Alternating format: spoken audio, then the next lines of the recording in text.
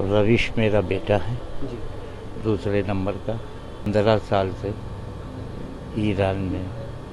तो ये मेरे लिए भी प्राउड की बात है, मेरा बेटा अपनी ड्यूटी पूरी कर रहा है।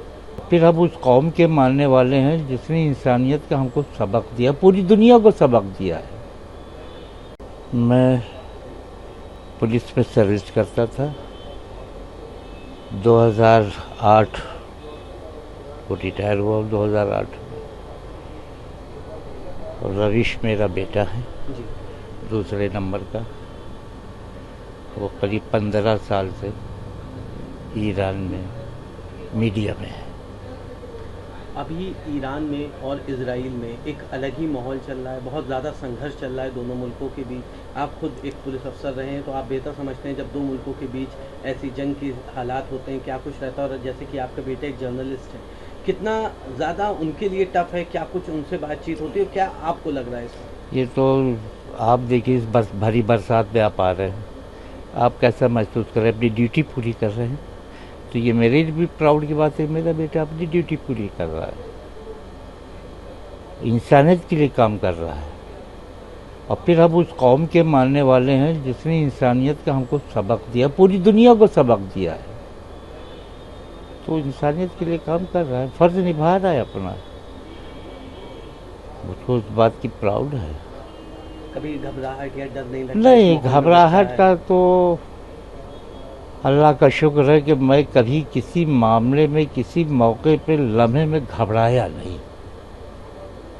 घबराहट नाम की कोई चीज़ नहीं, जो है अल्लाह ने दिया है उसको काटना है।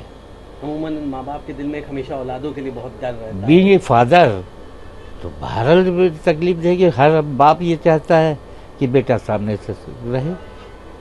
तो ये तो बाप की हैसियत से तो मेरी यही ख्वाहिश है, लेकिन फ़र्ज निभा रहा है, उससे बड़ी अच्छी बात है। क्योंकि जंग का माहौल है, हर वक्त वहाँ पे बमबारी या इस तरह की चीज़ें हो रही हैं, किसी भी वक्त कोई भी वहाँ पे चीज़ें चल रही हैं। उन्होंने उस वक्त अभी एक बड़ा हादसा हुआ जब बिल्डिंग में बॉम्ब हुआ, उस टाइम पे वो भी वहीं पे मौजूद थे, उन्हीं के ऑफिस में ही वो बॉम्बिंग हुई।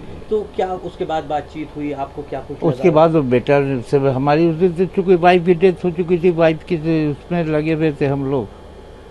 बस ये हो गया कि बम्बार्डमेंट हो गया है, फ्लाइट्स बंद हो गई हैं, कोई आ नहीं पाएगा, तो हम लोग इसी भी रह गए, हम लोग डिस्पोजल बॉडी कर दे। फिर शाम को उससे बात हुई तो उसने कहा डैडी ऐसी बात, हमने कहा हमको अंदाज़ा पहले ही हो गया था कि चूँकि न्यूज़ में आ ही रहा था। और तुम्हारी अब ये बताओ तुम खैरियत का डैडी? बस 20-21 मिनट पहले, सेकंड पहले हम ऑफिस से बाहर आए थे, अल्लाह को हमारी शहादत मंजूर नहीं थी। ये कह के रोने लगा, माँ का दुख देख। उसकी भी वाइफ की डेथ हुई अभी लास्ट सितंबर में, 23 सितंबर 2024 को उसकी भी वाइफ डेथ हुई थी। उस वक्त भी वो ईरान में था। खैर वाइफ की डेड बॉडी पे आ गया था, माँ की किस्मत में नहीं, सम्मान नहीं आया। तकलीफ में है, कोई सहारा देने वाला नहीं है। इस अफरा तफरी के माहौल में कौन किसके दुख पे साथ देगा, ये है तकलीफ है। तो बच्चा मेरा अकेला है। और भी कोई रिलेटिव है आपके? नहीं, रिलेटिव अब हमारा सगा भतीजा गया हुआ है, वो कुंभ में है। और भी रिलेटिव्स है, कुंभ में रहते हैं। कुंभ और मशहद में ज़िंदगी बिल्कुल नॉर्मल है, जैसा उसने बताया। वहाँ मार्केट खुले हुए हैं, स्कूल खुले हुए हैं, एग्जामिनेशन हो रहे हैं, तो वहाँ का तो कोई प्रॉब्लम नहीं है। जो कुछ है वो तेहरान में है। अच्छा, बेटे के क्योंकि वाइफ की डेथ हो गई, नहीं वरना वो साथ रहती थी। बच्चे कोई थे नहीं, 2 बच्चे हुए, एक्सपायर हो गए थे उसके। अभी लास्ट टाइम कब बात हुई बच्चे से आपकी? लास्ट टाइम तो अभी कल भी बात हुई है। क्या कुछ बातचीत रही, कैसा माहौल बताया? माहौल तो बता रहा ख़राब है तेहरान में। किस वक्त कहाँ बम गिर जाए, मिसाइल गिर जाए, किसी को कोई इल्म नहीं है। लेकिन हिम्मत है, वहाँ की आवाम में बता रहा है कि हिम्मत है। अब उनका इरादा ये है, जो ईरानी हैं, कि अब जंग आर पार हो जानी चाहिए।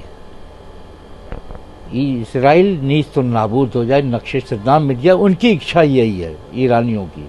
आप क्या सोचते हैं सर? इससे बेहतर क्या है? इसराइल ने इतने जुल्म किए हैं, मासूम लोगों को कत्ल किया। गाजा में कितने हज़ारों लोग मारे गए हैं, बेगुनाह मारे गए हैं।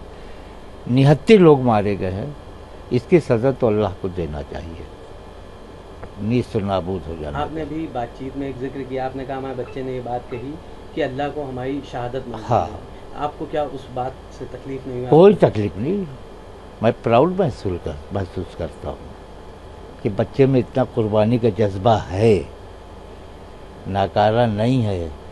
ये करबला का वाक़या हमारे पेश नज़र है। 72 आदमी लाख 1.25 लाख की फ़ौज में घिरे हुए थे, लेकिन उनके कदम पीछे नहीं हटे। तो हम उस कौम के मानने वाले हैं, उस कौम के पैदा हैं, तो कोई वो नहीं है, बस दहशत नहीं है। और उस पर अल्लाह का शुक्र अदा करते, किसी मरहले पे हमने कोई दहशत नहीं महसूस की। तमाम ऐसे लोग हैं लखनऊ से, हिंदुस्तान से, जो जियारत के मकसद से हमारी ईरान परिवार के गए हैं, जी। परिवार के भी हैं, हालांकि हमारे लोग सगा बहुत भतीजे। घबराए हुए हैं, वो चाहते हैं कि फैमिली के लोग वापस आ जाए। नहीं, फैमिली यहाँ जो है, जो यहाँ फैमिली मेंबर्स है, जो यहाँ फैमिली मेंबर्स है, वो घबराए हुए हैं। लेकिन वहाँ अभी भतीजे से बात हुई थी हमारी, जो गया हुआ है, उसने कहा बड़े भाई यहाँ कोई घबराहट किसी की नहीं, लोग कह रहे हैं कि इतने दिन और रुक कर हमको इबादत का मौका मिल रहा है, वरना फ्लाइट थी चले आते। अब जितने दिन रुके उतने दिन तो इबादत अल्लाह की करेंगे। वो कोई घबराहट नहीं है वहाँ पर, ना कोई भूखा मर रहा है, ना प्यासा मर रहा है। ईरानी गवर्नमेंट और इंडिया गवर्नमेंट दोनों सब ख्याल रख रहे हैं, जितने भी हमारे हिंदुस्तान के बाशिंदे हैं वो सब का उनका ख्याल रख रहे हैं, खाने पीने का, वापसी का भी इंतज़ाम कर रहे हैं, और इंशाल्लाह काफ़िले वाले वापस आएंगे।